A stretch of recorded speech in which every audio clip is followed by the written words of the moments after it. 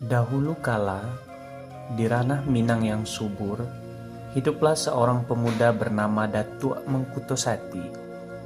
Jiwanya bergelora merindukan tantangan dan kehidupan baru. Bukan emas atau tahta yang ia cari, melainkan keselarasan dengan alam. Ia punya cara unik untuk menentukan tempat tinggal. Ia bertekad mencari tanah rantau di mana airnya memiliki berat yang sama dengan air kampung halamannya, berbekalkan timbangan pusakanya. Dengan langkah tegap, Datuk Mangkutosati menyusuri aliran sungai, meninggalkan Minangkabau menuju timur ke arah Jambi. Setiap muara, setiap anak sungai tak luput dari timbangan air. Berkali-kali ia kecewa, hingga akhirnya ia menemukan Sungai Limun. Airnya terasa berbeda, hampir serupa dengan air Minang. Semangatnya membara, ia terus menyusuri hulu sungai, tak sabar menemukan muara kebenaran.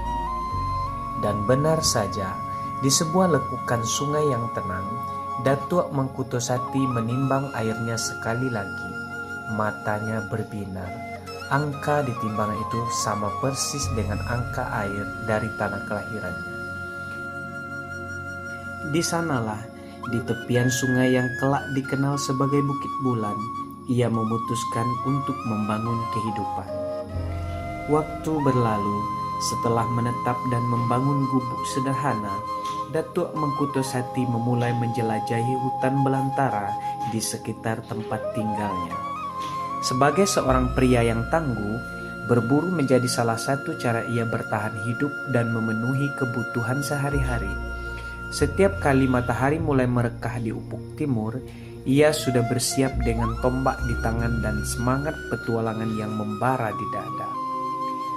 Hutan Bukit Bulan kala itu masih sangat lebat dan menyimpan berbagai macam satwa liar.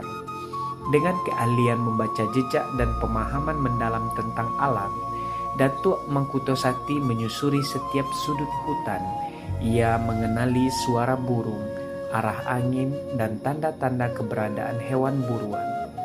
Kadang ia harus menyeberangi sungai-sungai kecil yang jernih, mendaki bukit-bukit terjal, atau menyusup di antara semak belukar yang rapat.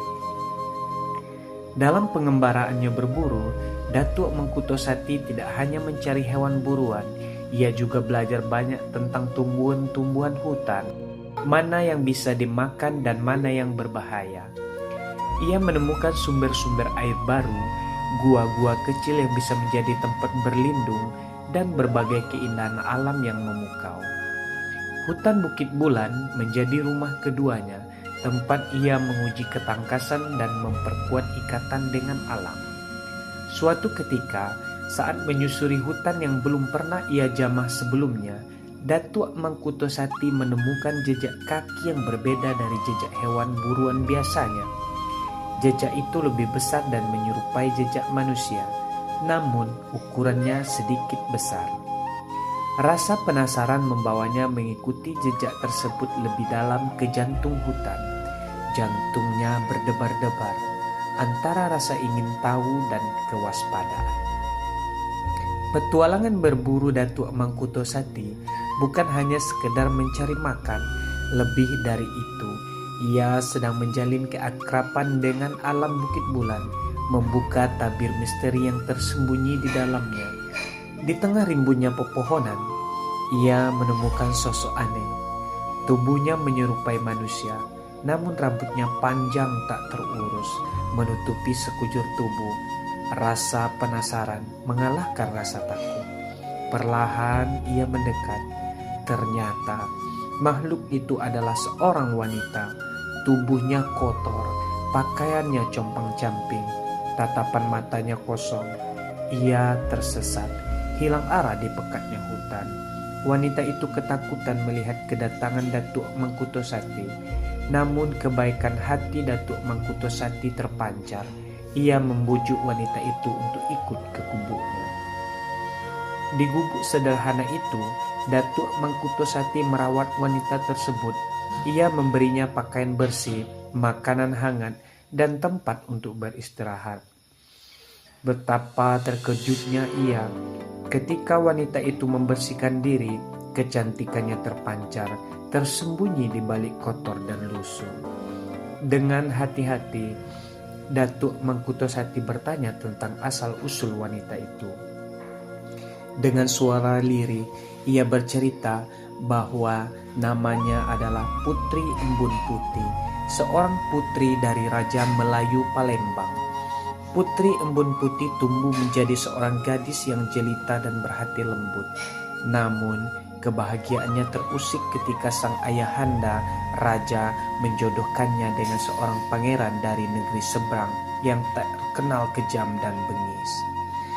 Putri Embun Putih menolak dengan tegas. Baginya, pernikahan adalah ikatan suci yang didasari cinta, bukan paksaan kekuasaan. Penolakan sang putri membuat murka raja. Berbagai bujuk rayu dan ancaman dilontarkan, namun hati Putri Embun Putih tetap teguh. Ia merasa terperangkap dalam sangkar emas. Kebebasannya dirampas demi ambisi politik sang ayah. Dalam keputusasaan, Putri Embun Putih merencanakan pelarian. Suatu malam yang sunyi, di bawah rembulan yang samar, Putri Embun Putih diam-diam meninggalkan istana. Dengan pakaian sederhana dan bekal seadanya, ia menyelinap keluar dari gerbang istana yang megah. Air mata membasahi pipinya, antara kesedihan meninggalkan keluarga dan harapan akan kebebasan di depan mata. Putri Embun Putih berlari sekuat tenaga, menjauhi gemerlap istana menuju kegelapan hutan yang membentang luas di belakang kerajaan. Ia tidak memiliki tujuan pasti, hanya insting untuk menjauh dari perjodohan yang mengerikan itu. Malam semakin larut, hutan semakin pekat dan menakutkan. Suara bintang malam dan bayangan pepohonan yang bergerak tertiup angin membuatnya gentar. Namun tekadnya untuk bebas lebih besar dari rasa takut. Berhari-hari Putri Embun Putih mengembara di hutan belantara. Ia tidak mengenal jalan, tidak tahu arah, bekalnya menipis, perutnya lapar, dan tubuhnya lelah. Semak belukar mencakar kulitnya, duri menusuk kakinya. Ia tidur di bawah pohon rindang. Kedinginan dan kesepian, harapannya semakin menipis, digantikan oleh keputusasaan. Keindahan hutan yang awalnya tampak mempesona, kini berubah menjadi labirin yang menyesatkan. Putri Embun Putih kehilangan jejak, berputar-putar tanpa arah yang jelas.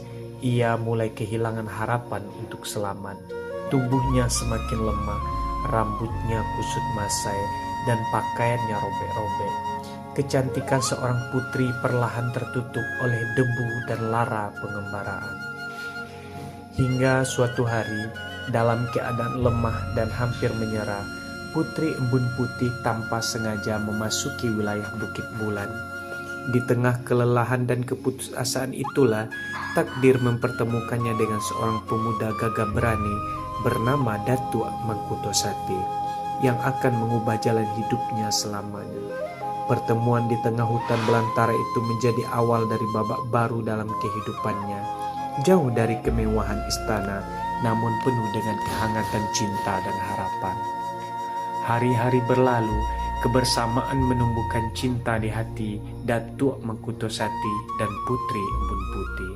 Mereka berbagi cerita, tawa dan mimpi, hingga tiba saatnya Datuk Mangkutosati memberanikan diri untuk mempersunting Putri Embun Putih.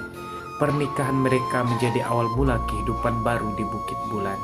Dari cinta Datuk Mangkutosati dan Putri Embun Putih inilah konon lahir dan berkembanglah keturunan orang-orang Bukit Bulan hingga kini.